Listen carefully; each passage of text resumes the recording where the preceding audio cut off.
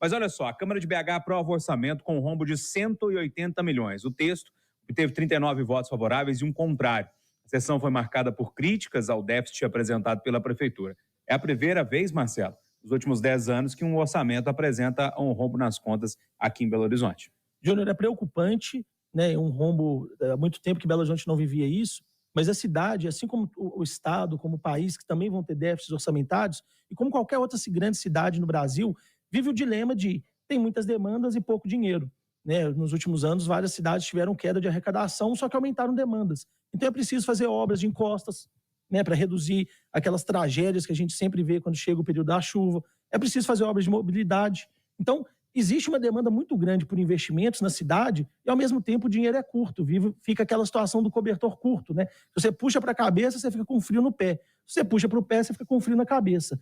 Então, esse déficit ele é preocupante porque mostra que a cidade mudou um pouco nos últimos anos. Só que, ao mesmo tempo, mostra que a prefeitura está tentando solucionar alguns problemas que a cidade tem há vários anos também e vinham sem ser solucionados. Nós passamos 6, 7 anos, principalmente nessa última década, sem quase nenhuma obra em Belo Horizonte, com pouquíssimas obras. E essas obras são essenciais, são fundamentais e precisam ser feitas com urgência. Então, talvez um déficit esse ano, né, ele, apesar de ser preocupante, ele é necessário. E isso a Câmara tem que discutir, talvez buscar alguma alternativa, né, sem aumentar imposto, mas buscar alguma alternativa para conseguir reduzir esse déficit ou zerar a conta no ano que vem.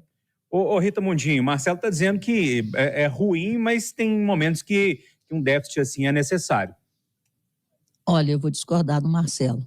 Imagina se todo mundo começa a pensar dessa forma. O dinheiro é curto para todos. Então, a gente tem que tratar o poder público como a gente trata a vida da gente, a casa da gente. E cadê um plano para redução de custos? A prefeitura pode estar inchada, eu não vou afirmar, mas a gente tem essa percepção de inchaço no número de servidores, no número de departamentos. Então, nada existe que não possa ser mudado. Então, se existe um déficit, junto com o déficit, já deveria ter sido aprovado e apresentado um plano de redução de despesas, porque senão, gente, lá na frente, a gente quebra. E aí, essas obras necessárias vão ficar, como sempre, inacabadas e o dinheiro do contribuinte terá sido gasto em vão. Então, é muito preocupante, sim, esse pensamento, essa cultura do brasileiro que dinheiro público dá em árvore. O dinheiro público não dá em árvore e a conta estoura sempre nos pagadores de impostos. Então, é necessário fazer uma proposta de reforma administrativa. É necessário rever o número de vereadores. E aí vai. Como é que estão os gabinetes, as verbas? Isso é necessário. Tem que cortar na carne, sim. As obras são necessárias, sim. Mas a gente tem que buscar sempre o equilíbrio fiscal, porque senão a conta lá na frente, ela fica quase que impagável para os pagadores de impostos, que somos nós, a sociedade que vai acabar sofrendo com isso. Ô Eduardo, o Marcelo diz que é aceitável, até por causa dos investimentos. Rita não concorda, acha que tem que cortar na carne e essa balança precisa fechar ali no 0 a 0.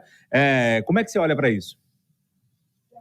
Se a nossa Câmara Municipal tivesse menos focada em brigas por vaidade e poder político e mais em fiscalização, talvez a gente ficasse mais tranquilo para aceitar esse déficit. Eu lamento profundamente porque tem quase meio século que cubro a vida da cidade e sempre ouvi dizer, a prefeitura é diferenciada, lá tem dinheiro. Lá entra, inclusive, nova gestão sempre com dinheiro no caixa. Lamentável, assustador. O que me, de certa forma, consola é que nem tudo está perdido. Tem um vereador lá, o Braulio Lara, que está numa luta, por exemplo, para esclarecer as questões da assistência social. Tem tomado muita porrada por causa disso, tem sido muito xingado. Mas ele quer saber se é verdade que gastam 400 milhões de reais por ano com assistência social em Belo Horizonte e como é que isso é gasto. Quantas pessoas são contratadas, fazem o quê? Porque a cidade está tão invadida e os povos da cidade estão deixados à própria sorte. Então é isso. Eu estou assustado, essa é a palavra. Numa cidade que demanda obras, sim, mas, sobretudo, cuidado. que é muito mais atenção do que E dinheiro. aí, William Travassos? Transparência. Eu acho que é isso que a gente precisa. Não pode, por exemplo, ter uma dúvida como essa que o Eduardo jogou, né, que é uma dúvida de um vereador em relação aos gastos da prefeitura.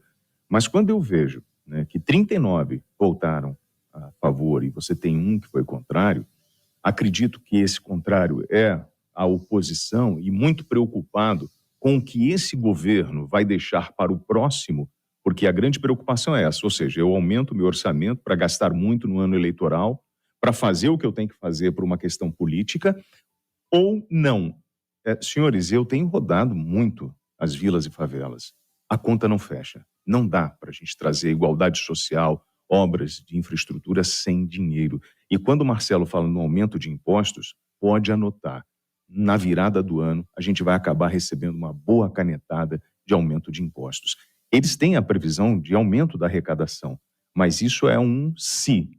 E aí, como meu pai, antigo pai, disse, se minha mãe tivesse bigode, eu teria 2 pais. Cautela e vamos observar. Agora, que precisa abrir a caixa preta, tem que abrir, se é que ela existe. Ô, Júnior, mas quando só para até responder a Rita, né? Quando eu minimizo um pouco essa situação desses 180 milhões, eu coloco dentro de um contexto. Se a gente pensar que o governo Zema, né, o Estado, está tendo um déficit de 8 bilhões, que representa um percentual da arrecadação muito grande. Se a gente pensar que o governo Lula, né, já está calculando aí um déficit esse ano de mais de 100 bilhões, então Belo Horizonte não está numa situação tão preocupante, tão assustadora dessa forma. É isso que eu faço essa comparação com outras cidades, com o Estado e com a União. Então, né, se a gente comparar um déficit de 180 milhões com um déficit de 8 bilhões, é uma escala bem diferente. Uhum.